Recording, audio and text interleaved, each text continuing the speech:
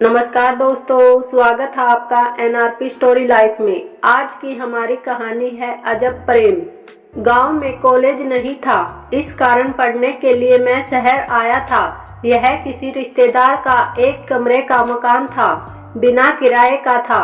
आसपास सब गरीब लोगों के घर थे और मैं अकेला था। सब काम मुझे खुद ही करने पड़ते थे, खाना बनाना, कपड़े धोना, घर की साफ सफाई करना।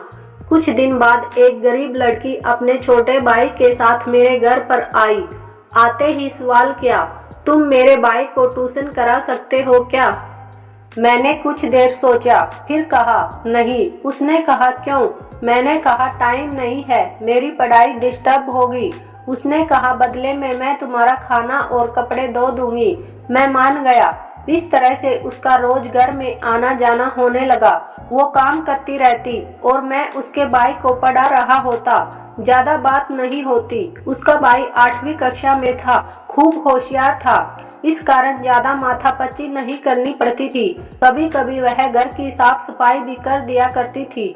दिन गुजरने लगे। एक रोज शाम को वो मेरे घर आई तो उसके हाथ में एक बड़ी सी कुल्फी थी। मुझे दी तो मैंने पूछ लिया, कहाँ से लाई हो? उसने कहा घर से। आज बरसात हो गई तो कुल्फियाँ नहीं बिकी। इतना कहकर वह उदास हो गई। मैंने फिर कहा, मगर तुम्हारे पापा तो समोसे कचौरी का ठेला लगाते हैं। उसने कहा, वो सर्दियों में समोसे कचौरी और गर्मियों में कुल्फी। और आज बरसात हो गई तो कुल्फी नहीं बिकी, मतलब ठंड होने के कारण लोग कुल्फी नहीं खाते। ओ, मैंने गहरी सांस छोड़ी। मैंने आज उसे गौर से देखा था। गंभीर मुद्रा में वो उम्र से बड़ी लगी, समझदार, मासूम भी। धीरे धीरे वक्त गुजरने लगा। एक दिन मैंने उससे पूछ लिया, तुम घर पर कढ़ाई बुनाई आदि काम क्यों करती हो? वह बोली, पैसे मिलते हैं। क्या करोगी पैसों का? इकट्ठे करती हूँ। कितने हो गए? यही कोई 6-7 हजार। मुझे 1000 रुपये उधार चाहिए, जल्दी लौटा दूंगा। मैंने मांग लिए। आप मांगे तो सारे दे दूं। उसकी ये आवाज अलग सी जान पड़ी, मगर मैं उस वक्त कुछ समझ नहीं पाया। एक दोस्त से उधार लिए थे, कमबख्त 2-3 बार मांग चुका था। एक दिन कॉलेज की मेरी एक दोस्त मेरे घर आई कुछ नोट्स लेने। मैंने दे दिए और वो मेरे घर के बाहर खड़ी थी और मेरी दोस्त को देखकर बाहर से ही तुरंत वापस घर चली गई और फिर दूसरे दिन दोपहर में ही आ धमकी। आते ही कहा, मैं कल से तुम्हारा कोई काम नहीं करूंगी, न तुम मेरे भाई को पढ़ाना। मैंने कहा क्यों? काफी देर तो उसने जवाब नहीं दिया। उसने कहा नहीं, बस काम नहीं करूंगी। मैंने कहा अरे तुम्हारे 1000 रुपये कल दे दूंगा। उसने कहा पैसे नहीं चाहिए मुझे। मैंने कहा तो फिर? मैंने आंखें देखी पर समझ न पाया। मैंने जैसे तैसे खाना बनाया, फिर खाकर कॉलेज चला गया। दोपहर को आया तो सीधा उसके घर चला गया, यह सोचकर कि कारण तो जानूं काम नहीं करने का। उसके घर पहुंचा तो पता चला कि वो बीमार है।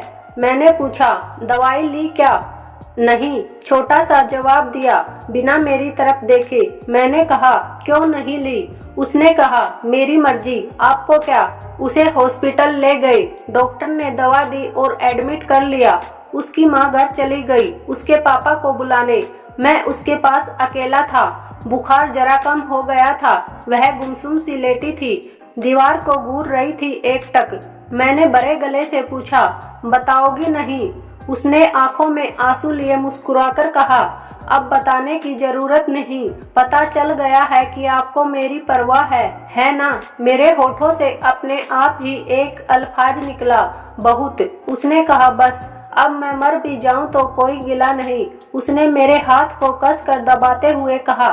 उसके इस वाक्य का कोई जवाब मेरे लबों से नहीं निकला, मगर आंखें थी जो जवाब को संभाल ना सकी। बरस पड़ी। वह उठकर बैठ गई। मैंने जिस दिन पहली बार आपके लिए रोटी बनाई थी, उसी दिन से चाहती हूँ। एक मैं पागल, कुछ समझने में इतना वक्त ले गया। रात हो गई थी। उसकी हालत में कोई सुधार नहीं हुआ। फिर देर रात तक उसकी बीमारी की रिपोर्ट में डेंगू आ गई। खून की कमी हो गई थी उसे। उस रात वह अचेत सी रही, बार बार अचेत अवस्था में उल्टियां कर देती थी।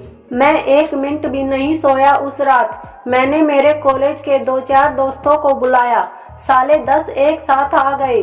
मैंने और सबने खून दिया, हिम्मत बंधाई, पैसों की जरूरत हो तो देने का आश्वासन दिया और चले गए। उस वक्त पता चला दोस्त होना भी कितना जरूरी है। पैसों की कमी नहीं थी, घर से आ गए थे। दूसरे दिन वो जाग गई। पूछा, ये बताओ, ये बीमारी छूने से किसी को लग सकती है क्या? नहीं, सिर्फ एडिज मच्छर के काटने से लगती है। इधर आओ, एक बार गले लग जाओ। अगर मर गई तो ये आरज़ू बाकी न रह जाए। ऐसा ना कहो प्लीज। मैं इतना ही कह पाया। फिर वो मुझसे काफी देर तक लिपटी रही और सो गई।